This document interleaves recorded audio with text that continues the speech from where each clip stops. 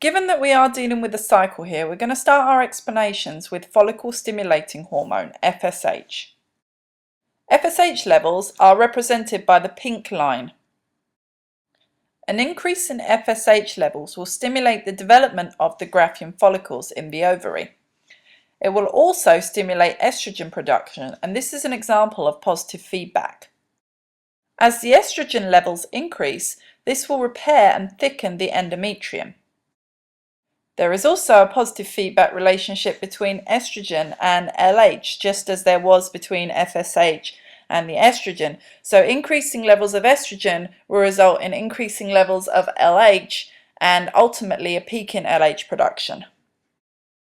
When levels of luteinizing hormone LH peak, this stimulates ovulation, which is the release of the ovum from the ovary to the oviduct, and it also stimulates the development of the corpus luteum.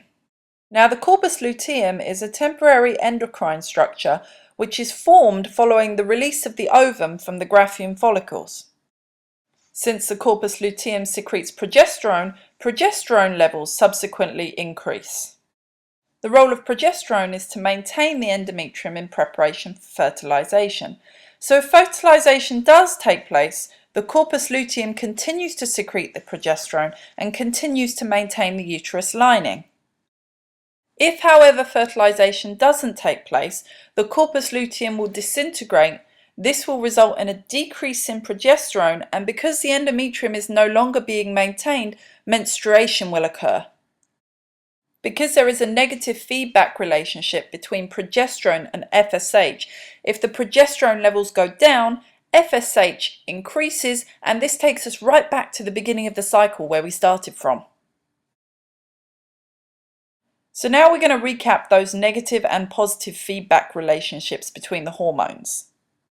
So first of all, we had increases in FSH, follicle stimulating hormone, which stimulated the development of the Graafian follicles. There was a positive feedback relationship between FSH and estrogen, so increases in FSH lead to increases in estrogen, and the estrogen leads to the thickening of the endometrium. Increasing estrogen levels stimulated the production of luteinizing hormone, so that's another positive feedback relationship. And luteinizing hormone, a peak in this caused ovulation and the subsequent development of the corpus luteum.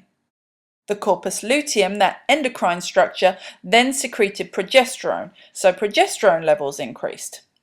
The role of the progesterone was to maintain the endometrium in preparation for fertilization. If fertilization doesn't happen, the corpus luteum would disintegrate, progesterone levels would decrease, FSH would subsequently increase as a result of negative feedback.